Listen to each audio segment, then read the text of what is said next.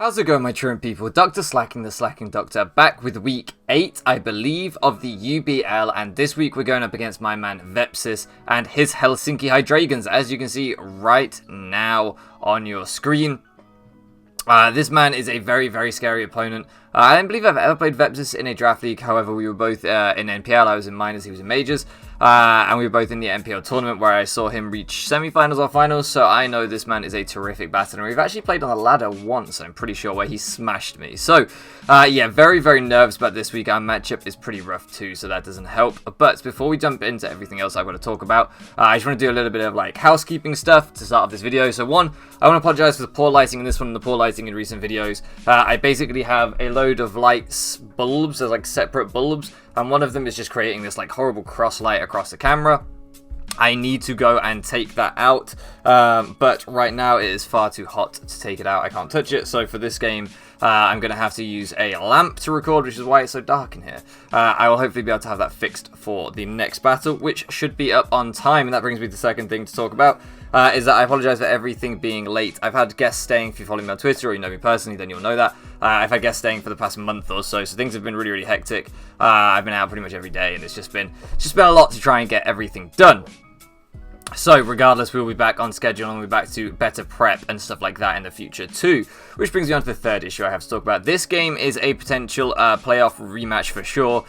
We are almost locked for playoffs. We just need some other teams to not win out, essentially, from this point, and we should make playoffs. Or if we pick up one other win from our remaining 3 games, then we're in a good spot too. So with that in mind, going up against a very, very scary coach whose draft has a great matchup against me, and I can't really handle it very well, I felt like this was not the week to go all out in prep. If you follow the Core and Forces channel with IrishEmerald and OPJellicent, one other UBL coach and one former UBL coach, then you will know they were talking about it and talking about how would I bring my full prep and things like that for a game like this, and the answer is no, I didn't want to go super tryhard because I thought that I'm probably going to have to spring some surprises in playoffs to get around this matchup, honestly, should it come up again. So rather than that, I thought, well, I'll bring a good team, don't get me wrong, and I'll try, but I didn't use like the front office or anything like that for this build. I really just built this team on my own. However, shout out to Aquarius, who did help with one of the sets that we have on this team. They were staying with me, and we talked about the matchup briefly, and we came up with 1 mon, and then I did the other 5 at a later date. So, regardless, this is the matchup. As you can see on your screen, Vepsis has the Gliscor, the Scissor, the Celebi, the Greninja, Muckalolan, Alola, Dragalge, Diancie, Moltres, Piloswine, and Mega Gallade. So, looking at his team, it's just super, super scary. Mega Gallade really rips through my team. Moltres can be a huge problem. Diancie is really, really underrated mon, in my opinion, although I do have some pretty good mons to take advantage of it. Muckalolan form is pretty tough to deal with, especially if it starts cursing up. That can be such a threat. Scissor is another setup threat with SD potential. Gliscor is another setup set with like SD facade potential. Of course, agility as well. So there's just a lot of threats on Vepsis' team. Sub/SD/sub bulk up, Mega Gallade, all of these things can come. All of these things are a threat. So we're pretty worried about all of his team, to be honest. But looking at the prep, there was one mon that we really felt, me and Aquarius felt, kind of went in if we built it right, and then I just, like I say, slapped the rest of the team together. And that was a bulk up Pangoro. So moving on to my build, I didn't do a team builder, so that's why I'm doing this very quickly before the game. Moving on to my build, we have this bulk up here. You can see bulk up, sub, drain punch, knockoff, mold breaker, Pangoro. The reason we're running mold breaker is so that we don't get flame body burnt by the Moltres. Sorry, my phone's ringing. I'll deal with that in just a second. But yeah, then other than that, we have a setup Inferno. So you can see here, I'm bringing some heat. If I can't bring the absolute best sets that I think are good in this matchup, I'm going to run some heat and see if we can pull it off. Nasty Plot plus Salakberry basically means that we can set up to +2 special attack, potentially +1 speed. Vacuum Wave will then outspeed his only good form of priority against me on his team, which is the Greninja's Water Shuriken, and we can potentially bop that with a Vacuum Wave. Things like the Ice Shard from the Piloswine aren't too much of a threat, nor is the Bullet Punch from the Scissor. So with that in mind, I really felt like this set could go in. Focus Blast will be able to 2-shot the Moltres on switching if he chooses to use that as a pivot after we've nasty plotted up, so that's pretty scary. And we can hit everything else like the Celebi, everything else, the Fire Blast. Obviously, Mega Gallade Revenge kills this so easily. It will know that I'm not a Scarf, and be able to bring in Mega Gallade and just Zen Headbutt me. However, If I can pop the Select Berry on something like the Aloma Mola, taking like Liquidation or Scold or something like that, then suddenly the Mega Glade is not a Revenge Killer because I will outspeed and be able to Fire Blast that thing for a hell of a lot of damage. So that's the kind of thinking of that set. I think it's pretty cool. I think it's pretty heat, and I'm really hoping we can pull it off. Rosenwash the leftovers here. I haven't put the EVs on this just because I don't want to show too much with playoffs coming up and everything else. Like, it's just... I don't know, it doesn't make much sense at this time of the season to suddenly start showing EVs and everything else. For playoffs, it might be, should we make them, it might be that I start showing my sets and stuff, I don't know. But Discharge, Hydro Pump, Hidden Power 5, Volt Switch, this thing can really just wall Scissor and HP Fire it. It just does a great job of doing that. So, it also is just a really good pivot against most of his team. It can come in on things like the Gliscor, Threaten Defog, and Hydro Pump. So it's a pretty good like defog in this matchup, even though we're not running defog. It might just dissuade him from going for rocks too early, because he kind of thinks, well, if I click rocks here, he goes Rotom, then he clicks defog. He doesn't get a lot of out of it, other than maybe some momentum on the Rotom, going something like Mega Glade maybe, but if he gets it wrong and I Will-O-Wisp on the Mega Glade, then that's a bad time. So there's all sorts of shenanigans that can go on with this set, just kind of until he knows the full move set. There's a lot he has to be worried about. Then we had the Pasho Berry Diggersby.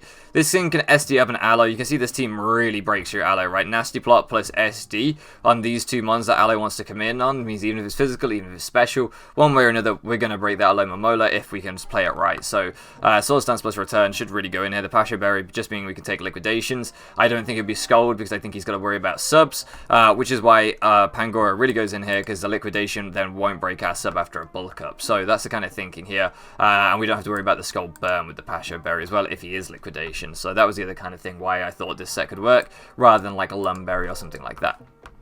Here we have the Crystal, the Palisand, Copper Berry, basically just our Mega Glade switch him. If he chooses to run Leaf Blade to hit us, that will be really, really rough for us. But at the end of the day, I'm pretty much going to be sacking something to Mega Glade all the time anyway. If he's an SD variant, he was going to nuke me regardless. My Shadow Ball will get some chip off on him, but it's never going to destroy him. So this was always just like, alright, 50-50 for which coverage move he's running. In general, I think Knockoff is more useful, just getting rid of items. But he could easily think that I'm running Leaf Blade for that exact reason. So it's just one of those things. Shadow Ball plus Earth Power hits most of his team, so make sure things don't sub up on us. We can definitely like break the sub of a Gallade and things like that, of course, with Shadow Ball, so we don't have to worry too much about like a sub bulk up set with this kind of a spread. And Shore Up, of course, giving us longevity. Then last up, we have our kind of win con in this game. Hopefully we can pull off another Sharpedo sweep. This thing has been going in, just cleaning up in the late game since we've picked it up. I've absolutely loved running Chum. It's no surprise, like Speed Boost Scolipede is one of my MVPs of all time in draft, so of course I've just loved Speed Boost Sharpedo. I think it's such a broken ability. We have Waterium Z in this matchup because I'm pretty confident of breaking the Aloe with these two. So that means Waterium just hits the rest of his team better, essentially. I can break through the bulky things. With Crunch, Liquidation, Earthquake, we hit his whole team. So, that is the thinking behind this team. That is the reasoning. Hopefully you guys are a fan. Like I said, we didn't go full try hard. We brought some sort of heat with a Salac Berry. We brought some sort of interesting breakers with Diggersby. One thing that I really didn't realize about this team when I was building it and just throwing it together without really thinking, and it's something that you very much find out when you do mocks and you go, oh yeah, that was stupid, is that you may notice nothing on this team is Scarfed and nothing naturally outspeeds Mega Gallade. So when that Mega Gallade does come in to revenge kill this Infernape, if I haven't got my Salac Berry off, yeah. If it does kill the Palisand, we're not revenging it with anything, so that's pretty interesting. Regardless, guys, we're going to jump into the game now, and we'll see how we got on. So here we are in the battle, guys, and as you can see, I tried to fix the lighting a little bit. There are still some diagonal cross lines that you can probably see going across like here. I can't seem to get rid of them, but hopefully they're a little bit better now. I think the lamp has alleviated them a little bit, and one of the bulbs that I removed, I think, has stopped them being so bright. Hopefully my dog does not continue barking. He might wander into this video, I don't know. But basically, I just recorded the team builder for next week's, for the first part of next week's video, or this week's video, because you're going to see it in like 24 hours. By the by, you'll see in that when that goes up that he was barking going crazy before I recorded this, so he might wander in. I don't know. I'll hopefully shut him up. But regardless, you don't care about that because you didn't even know he was barking, but you'll find out in a few days' time. In the future you will know, and then you'll be like, oh, that's what he meant. Regardless, let's look at the 6 that Vepsis brought here. He brought the Celebi, the Fatfish, the Greninja, the Moltres, the Mega Gallade, and the Piloswine. So, looking like a really, really bulky team from Vepsis. I'm guessing the Celebi could be offensive, because otherwise it's looking just like 4 bulk mons, a breaker, and a sweeper. Could easily see that being the build here as well. It doesn't have bad matchup against my team as well, either, because like you can essentially just pivot around with Fish, Celebi, Moltres, Piloswine. Anytime you get Grenin, you get a KO. And then eventually, sorry, anytime you get Gallade, you get a KO, and then eventually you just clean up with Greninja's coverage. So I could very much see that being the style of build here, but I'm also considering that the Celebi could potentially be offensive, not quite sure. That's my kind of thinking. So with that in mind, I think I'm going to lead off with the Rotom Wash in this matchup, because I feel like it pressures is mostly likely Rock and Piloswine. If he leads with Celebi, then I think that's more likely to either be Rocks or like some kind of pivot. But I think that, you know, if he wants to free up the Celebi to be offensive, given the nature of this build, the Piloswine is probably here for Rocks to try and pressure me that way. My team doesn't really hate Rocks, to be fair, so like I don't have to stop Rocks from going down. But if I can just get a free Hydro Pump or Volt Switch off to kick off this game, why not, right? That would be pretty nice. So also, if I can get Ape in, basically the other thing that Rotom does really well is flushes out the Celebi. So if he leads with the Piloswine, he might not want to take the Hydro Pump, he might go hard Celebi. If I can then Volt Switch on the Celebi, predicting that to come in and get in my Infernape, I can just go straight for the Nasty Plot and potentially nuke my way through the first bit of his team initially. If he goes into something like the Mola, I'll be able to two-shot that with Focus Blast, assuming it's Fizz Death. If he goes into something like the Moltres, I'll be able to two-shot that as well. And he's got to try and land a Hurricane, and I might live a Hurricane if it's defensive Moltres, and then get my Salak boost, and then he doesn't revenge kill me with anything, and it puts him in a really tough spot where he's taking huge chips. So I'm just really like, let's try and get Ape in as early as possible and apply as much offensive pressure as possible from minute 1 of this game. So with that in mind, that's why I really felt like Rotom was the lead. It just could give me a ton of offensive pressure in this game by baiting in the Celebi and pivoting out. I can now hear my dog outside barking. He's clearly not laid there anymore, happily laid with me. He's gone outside to bark at me. I don't know what he wants. I just fed him. I don't know what he wants. Regardless, Vepsis leads off with the Celebi, and this is actually pretty spooky. This is pretty tough. I'm like, okay, I think this is either Rocks or Pivot lead, and that's why he leads with it. I think he's trying to do exactly what I'm trying to do. I think he's trying to get a ton of momentum, and it's worth noting that at this point at Team Preview, it did occur to me that I had nothing that outsped Mega Gallade, and I was like, holy crap, I lose to Mega Gallade. I'm going to have to outplay this game, which means I'm going to have to take a lot of chances. So I decide here, I think it's either a Rocks or U-turn lead. He could just go for Giga Drain. If I lose my Rotom, then, well, I lose my Rotom. It probably won't KO anyway, but he might also just go for the Nasty Plot, and I don't want to deal with that. So whatever's happening here, I'm clicking Volt Switch. I don't care if I get it wrong, I'm just clicking Volt Switch. So I go for the Volt Switch here as he goes for the U-turn with the Celebi. And I'm like, okay, if he goes into Piloswine, that's just a really good play by him. And he does exactly that. And I'm like, yeah, I mean, I was never going to like Will-O-Wisp, for example, on a Celebi with Natural Cure and stuff. So I get it.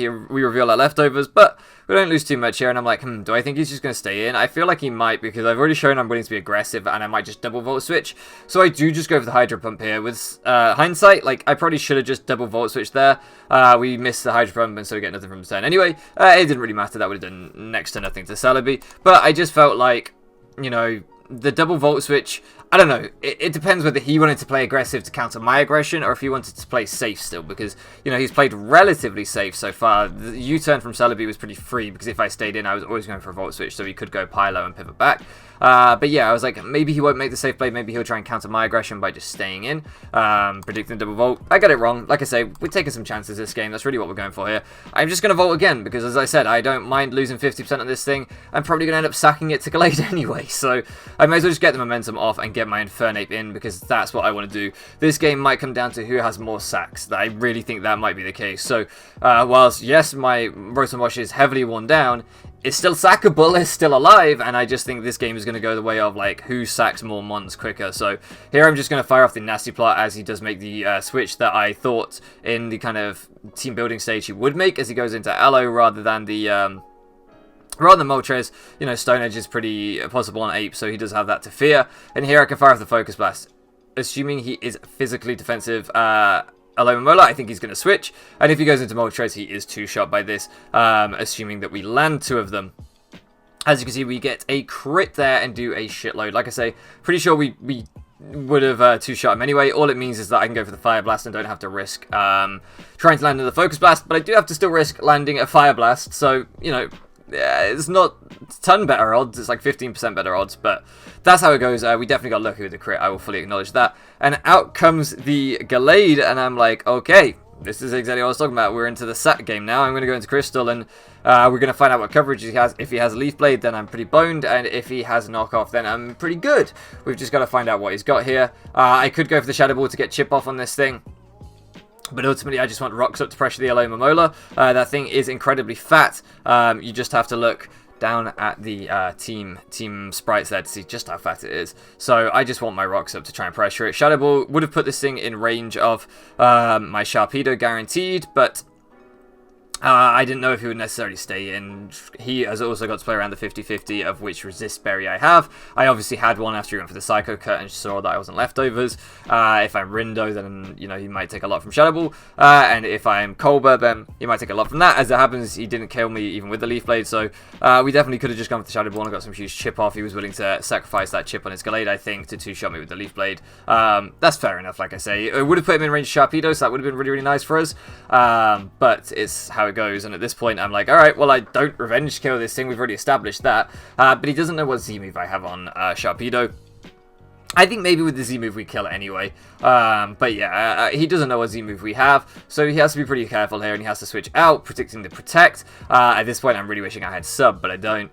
We do go for the Protect, just to see how he will play it. Like I say, I don't know too much yet. He could just go for the close combat here, not wanting to lose a ton of momentum if I had just cringed there, but he's making pretty safe plays, and I'm like, okay, I'm starting to get the hang of how Vepsis plays. He plays very considered, very patient, and very safe. Makes perfect sense. He has the kind of matchup on Team Preview here, because of the team that I've brought especially. So I think his best play is to play it relatively safe. But we don't lose too much by going for that Protect and just finding out how he wants to play his Gallade.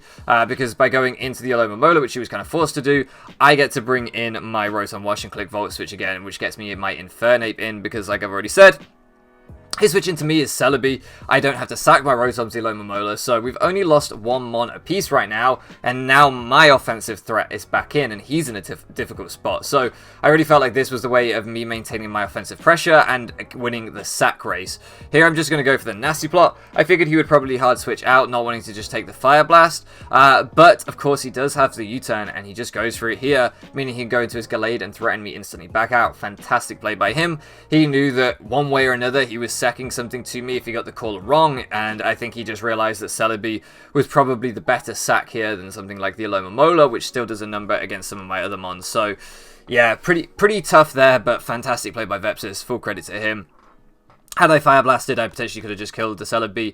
I think that would have been my better play with hindsight, even if he had gone hard into the Aloe. I then could have just clicked I could have clicked Nasty Plot on that thing. Had he gone hard into Gren, he would have had to take Rocks plus Fire Blast damage. So yeah, I really feel like maybe I got that one wrong.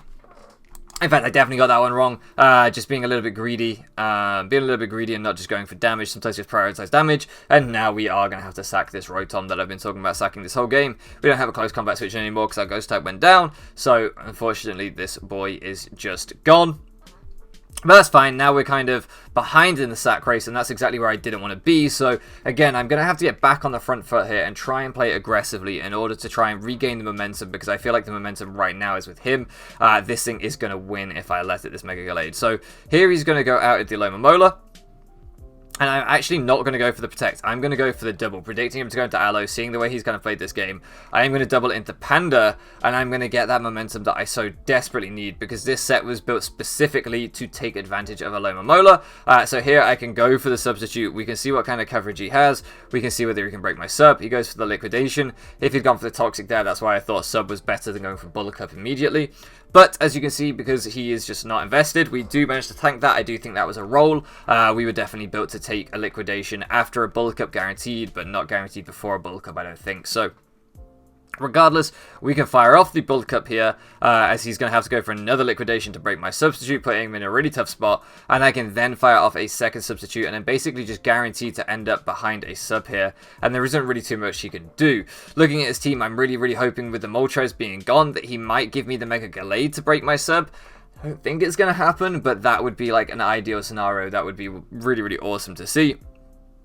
But instead, he does go out into Celebi, and I'm like, okay, this thing presumably has the Dazzling Gleam on then, because U-turn isn't going to break my sub. The Psychic, of course, I'm immune to, and the Giga Drain, I'm not sure is going to break my sub. We'll have to wait and see. So I'm like, he probably has a Dazzling Gleam. He actually just goes for the Giga Drain, and I'm like, oh, maybe I can take this if he's defensive Celebi. I don't know how much bulk I'm running. I don't think I even calced it. But no, we don't take that. We don't take that in any mode. So I was like, damn it. We can just go for the knockoff and guarantee a KO. But unfortunately, we are not going to get to be behind a sub and force the Mega Gallade out. However, We actually don't pick up the KO because he has a Cobbleberry. I thought that's still KO'd. My memory is a little bit hazy of this one. But like I say, we still applied a ton of pressure there, and we can still repeat this later on, and he won't have the Celebi around if we play it right.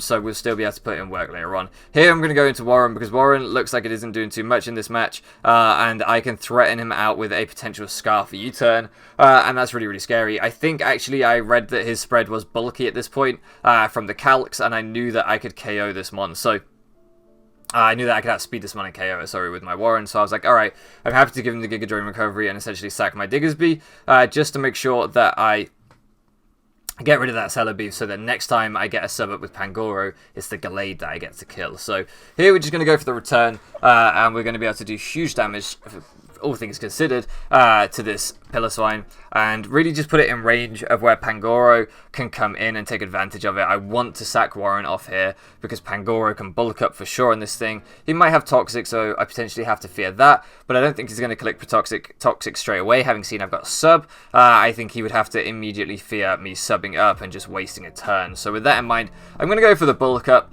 If he'd gone hard into Mega Gallade there, that would have put me in a really, really tough spot. But potentially with Drain Punch, if we can get to like +3, once we've Drain Punched back all this health that this Piloswine has, I might actually be able to take a close combat from the Gallade. So it's pretty scary to think about, but if I can get to +3 and I can KO this thing, there's a chance I might be able to just sweep from this point. So we're going to go for another bulk up here as he goes for another Earthquake, and he's just wearing us down, slowly steady chipping us. If he gets a crit, we're going to be in a pretty tough spot, but he doesn't. And it's pretty tempting here to go for the Drain Punch already, as we can KO this thing. But like I say, I want +3 to be able to take a hit from Gallade ideally, and I want to get a substitute up if I can. So here I'm just going to fire off the sub as he goes for the Earthquake. This is not going to break my sub now. I knew that at +2 I would be able to take this easily, and this gives me the third bulk up that I need. We're going to get an extra turn of leftovers here. I'm going to get the bulk up off, then I'm going to get another turn of leftovers, and then I should be in sub range. But actually he reveals to have the Ice Shard here and is able to just Ice Shard to break my sub, and that sucks. I kind of was just like hoping he didn't have Ice Shard at this point in the game. In fact, I didn't go for the third bulk up, I just stayed behind the sub. That makes sense as well. I was just like, I'll just stay behind the sub, and then if I can stay behind my sub and Drain Punch, I'll be fine. I think what I could have done there is gone for the third bulk up potentially, and then maybe subbed up, but his Ice Shard might have taken me out of range of the sub, like to be able to make a sub. So it was a really, really tough call where I was like, I think I just have to go for the Drain Punch and hope he doesn't have Ice Shard. I kind of forgot how that one played out. But yeah, so we do get off the big Drain Punch here.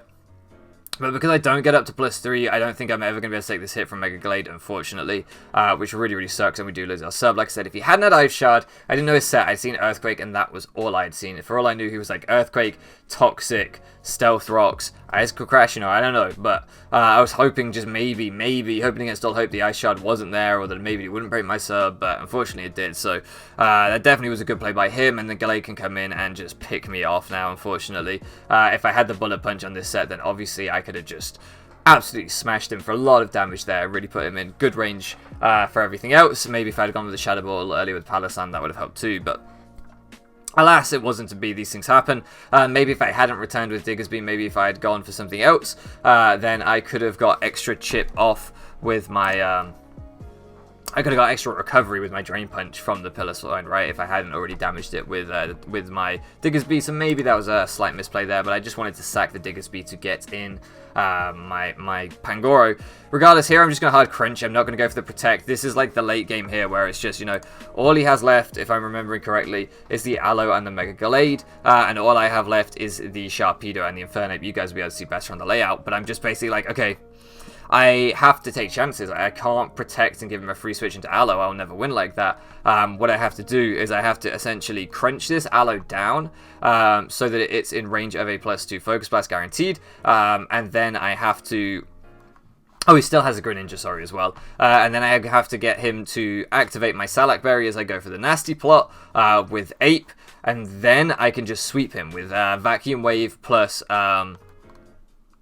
Focus Blast plus Fire Blast, assuming I land my hits, I can just sweep him. So that's my kind of game plan at this point, is like, okay, I'm in a pretty tough spot, but I think I can just abuse that Salak Berry almost meme that I brought, and maybe I can just go in here, as we do get the defense drop on this on this AutoMatthic as he goes for the wish, and that's fantastic. Like, that means that he can't stay in and stall me. I think he would accept it was always going to happen sooner or later. I'm spamming Crunch for a reason. I am taking Rocky Helmet chip, but I'm getting defense drops, which is exactly why I'm doing it over going for Earthquake, which I could do just as easily, because Earthquake would still keep him in Infernape range, but it's just not worth doing that. It's much better to just spam Crunch and potentially kill myself the Rocky Helmet, but get my Infernape in for free to click Nasty Plot and clean up this game. That's really the only play that I have here. So he does switch out here, which I thought he would have to do once I got one defense drop as well, and he does have to sack this Greninja. I thought that was a likely play if I could get a defense drop, so this works out perfectly because I wasn't 100% sure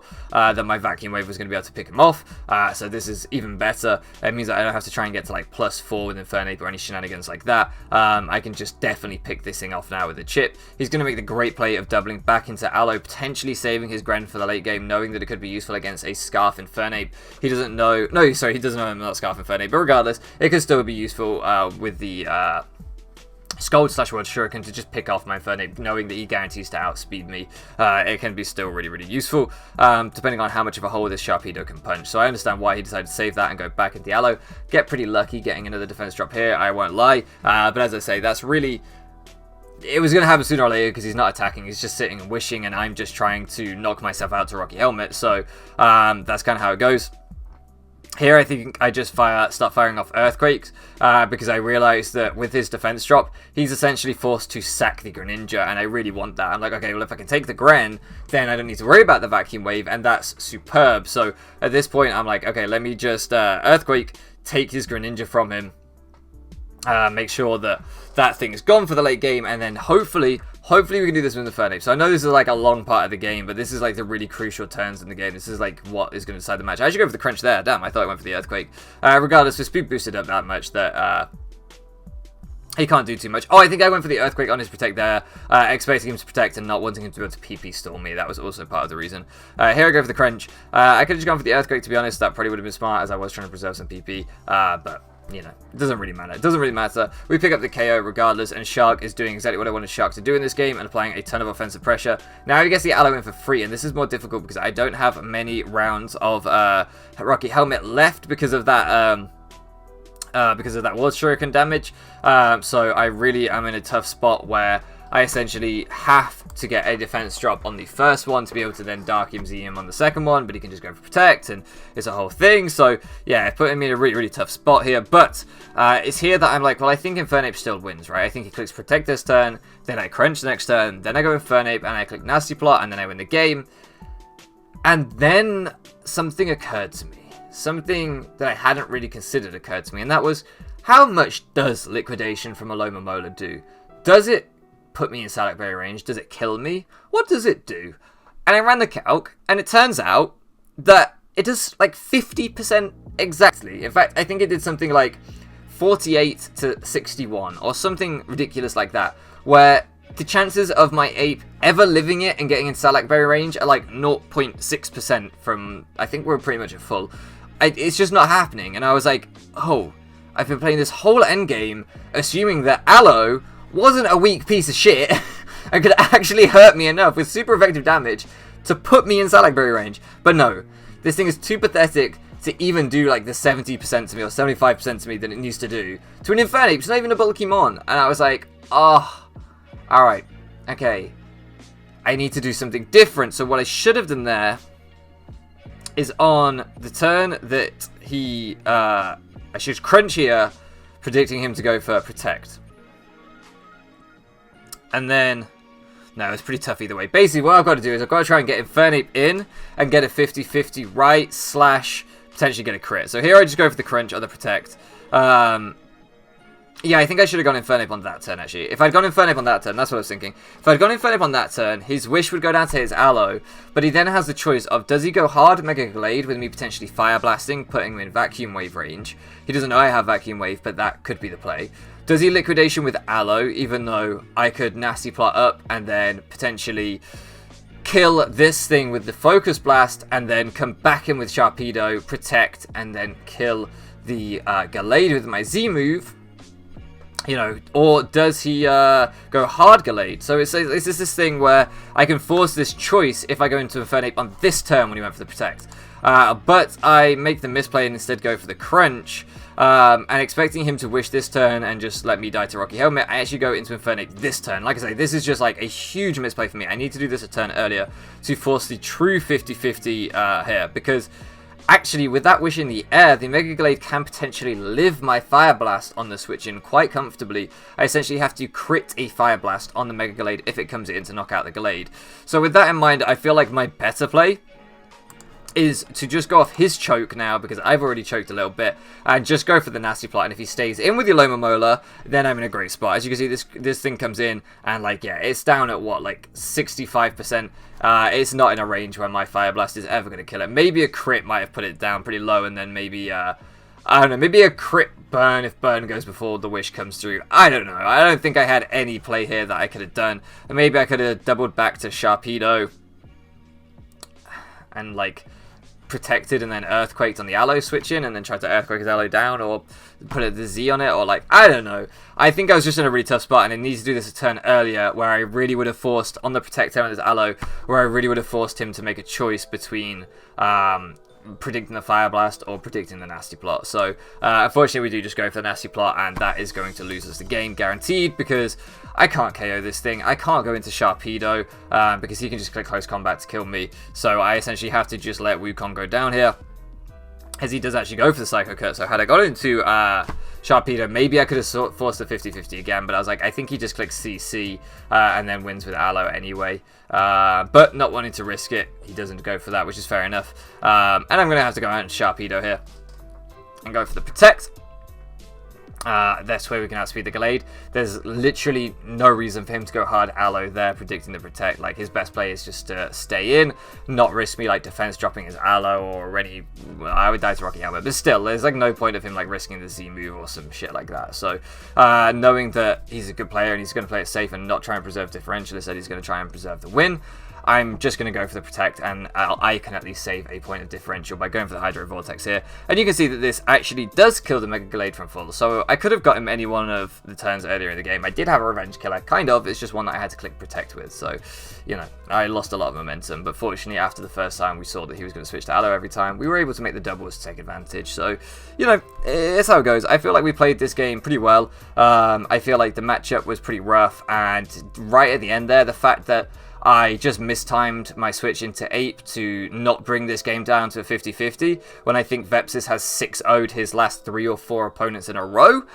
I'm alright with that. I'm alright with that. I think that we gave a good account of ourselves in this game. GG to Vepsis. He played this flawlessly, really. I don't know what else he could have done better. The way he played the game, he got every turn right, essentially. And yeah, he just made sure that he never gave me anything. A lot of people might have choked around the Pangoro. I think setup sets like that can really panic lesser players or less experienced players, but Vepsis was having none of it and just made sure that his win cons were always intact. And yeah, we didn't manage to break through the Fat Fish, despite bringing 2 things that were supposed to break through the Fat Fish. So that's how it goes sometimes. Like I say, he just knows what he's doing and never gave me it, made sure he preserved his check to Sharpedo. Regardless, like I said, GG to him.